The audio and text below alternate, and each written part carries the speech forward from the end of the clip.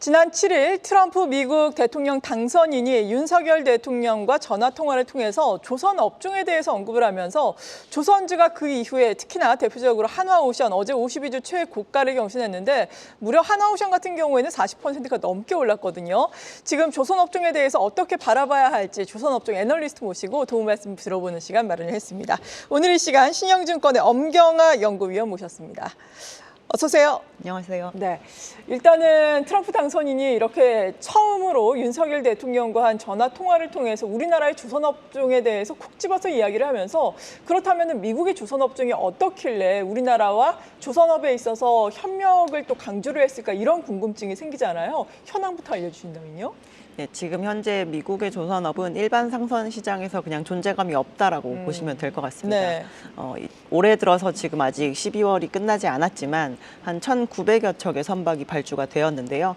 미국 조선업체에서 받은 수주량이 2척에 불과한 상황이고 이제 코로나 팬데믹 이후에 지금까지 수주 잔고를 아직 보유하고 있는 업체가 20여 개 업체가 있는데 네. 1년에 한 7척 정도의 선박이 만들어지고 있어서 수주 점유율이나 건조 점유율에 있어서는 상선 쪽은 뭐 0.1%, 0.2% 이 정도 수준밖에 안 되니까 사실 우리가 알고 있는 일반 상선도 아니고 더 작은 작업선에 불과하거든요. 그러니까 거의 상선 시장에서는 존재감이 없다라고 볼 수가 있고 이제 미국이 우리나라에게 SOS를 친 부분은 사실 방산 쪽이 네. 해당이 됐었는데 그 부분에 대한 이제 건조 역량도 예전만큼 속도가 붙지 않고 있고 그런 부분으로 인해서 지금 이제 해외로 이제 좀 손을 뻗어야 되겠다라고 판단을 한 것 같습니다. 네, 그렇다면 미국이 이렇게 글로벌 조선 업황 현황에서 존재감이 없는 이유에 대해서 궁금하거든요. 예전에는 좀 존재감이 있었던 적이 있었나요?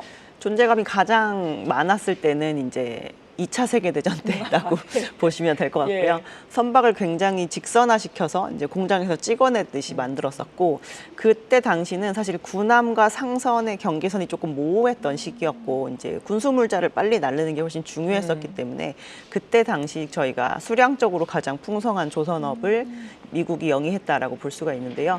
미국이 이 해운 시장에서 조금 존재감이 사라지게 된 이유 중에 하나가 미국은 이렇다 할 해운사가 거의 없습니다.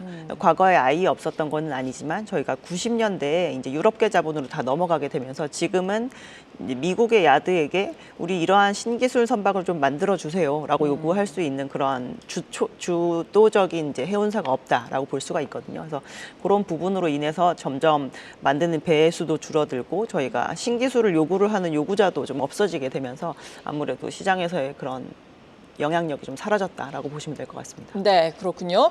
미국 조선업이 이렇게 시장에서의 영향력이 말씀하신 것처럼 사라진 이유에 대해서 들어봤는데 일본 같은 경우에도 많이 뭐 조선 선사들이 구조조정을 거쳤다고 들었거든요.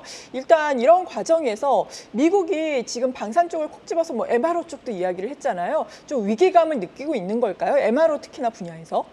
그렇게 된 이유 중에 하나가 저희가 방위력이라고 하는 건 상대방 국가의 이 국방력이 올라오는 수준도 사실 굉장히 중요하잖아요. 아, 그렇죠. 근데 중국이 2012년 이후 해양 강국 건설 계획이라는 걸 세우면서 이제 다른 조선도 굉장히 중요하지만 방산 관련 조선에 대한 투자를 좀 많이 하겠다라는 얘기를 했고 그 이후로 군함을 굉장히 많이 만들었거든요. 네. 그래서 2020년 전후로 해서 지금 미국과 중국의 군함 숫자가 역전이 된 상황입니다. 그래서 이제 상대방 국가에서 따라오는 속도가 워낙 빠르다 보니 미국이 이런 부분에 대해서 지금 현재 운용하고 있는 군함에 대한 MRO도 굉장히 중요하고 만약에 이 부분이 일부 퇴역을 하게 되면 또 그걸 신규로 채우고 그리고 상대방 국가의 국방력이 양적으로 올라가게 되면 그거에 대응할 만한 또 신규 군함에 대한 정비 이런 걸 해야 되기 때문에 그런 부분에서 아마 이러한 얘기가 좀 급하게 나오지 않았나라고 저희는 생각하고 있습니다. 네, 그렇군요.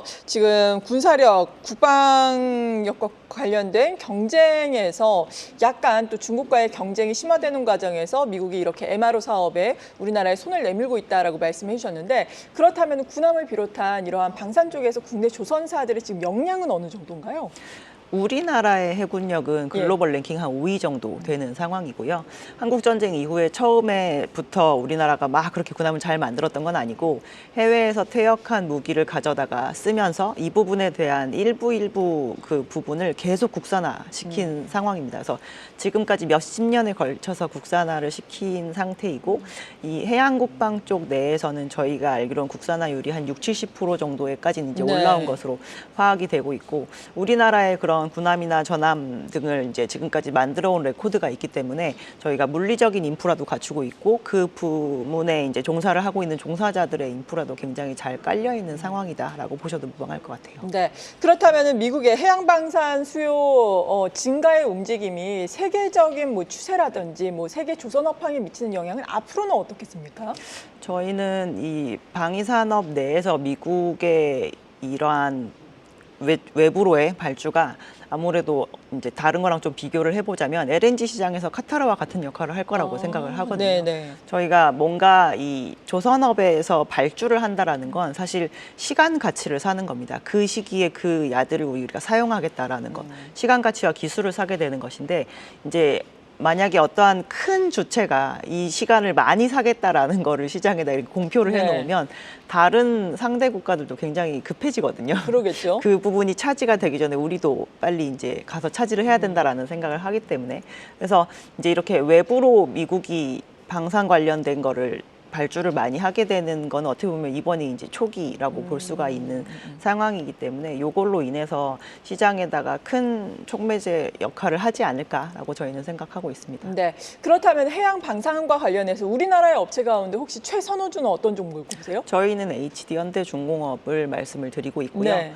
대형 조선 업체들 중에서 그 해양 방산을 진행하는 업체는 아까 이제 서두에 말씀하셨던 하나오션과 HD 현대중공업이 있고 이 두 업체가 MSRA라고 해서 미국에서 정비를 할 수 있는 라이센스를 둘 다 올해 취득을 한 상황입니다. 그래서 수출로의 해양 방산의 역할을 조금 하기 쉬운 단계까지 이른 업체가 두 업체인데 지금까지 우리나라에서 쌓아온 레코드가 있고 아무래도 저희는 조금 내부적으로 부품 역량이나 이런 거를 다 갖추고 있는 업체가 앞으로 나아갈 수 있는 부분에 있어서 좀 여유가 있다라고 보기 때문에 현대중공업을 조금 더 선호하고 있습니다. 네, 그렇다면 혹시 목표 주가를 지금 어느 정도까지 주고 계신지 여쭤봐도 될까요? 저희 지금 그냥 일반 조선 업체들에게 주고 있는 25년, 26년 순자산 가치 대비 2.5배까지 주고 있는 상황이라 지금 한 23만 원 정도 제시를 하고 있는데요. 네. 저희가 만약에 조선 업종에 대한 그 TP를 추가적으로 상향한다라고 한다면 일괄 다른 업체들까지 해서 배수는 이번 사이클에서 3배 정도까지 볼 수 있지 않을까라고 생각하고 있습니다. 네, 사실 얼마 전에 출연해 주셨을 때 조선 업종에 대해서 실적 시즌에 들고 있지 않으면 좀 서운할 것이다 이런 말씀을 해주신 걸 제가 네. 기억이 나는데 실적 발표가 많이들 이루어졌고 그리고 이렇게 방산과 관련해서 호재가 있었잖아요. 네. 그렇다면 지금 이 시점에서는 주가가 사실 많이 올라왔어요. 앞서 말씀드린 것처럼 하나오션 같은 경우에도 50비주 최고가를 경신한 상황인데 앞으로의 투자 전략 측면에서 어떤 도움 말씀을 주실 수 있으시겠어요? 일단 단기적으로 계절적 비수기가 지나갔고 이제 남아있는 4분기와 25년 연간 내내는 저희가 어닝 모멘텀이 굉장히 풍성한 시기에 해당이 됩니다. 네. 그래서 저희가 이제 내년에 대한 포트폴리오 구성하실 때 이러니 저러니 해도 실적은 무조건 좋아질 만한 섹터가 뭘까라고 하면 조선이 아마 첫 번째로 꼽히실 것이거든요. 그래서 여전히 비중을 좀 유지를 하시고 25년의 어닝 모멘텀 보시면서 이제 어느 정도 수익을 꼭 가져가셨으면 좋겠다라고 생각합니다. 네, 최근에 궁금해하셨던 방산 쪽의 이슈와 관련해서 궁금증을 해소를 해드린 시간이 되었던 것 같습니다. 신영증권의 엄경화 연구위원과 함께했습니다. 감사합니다.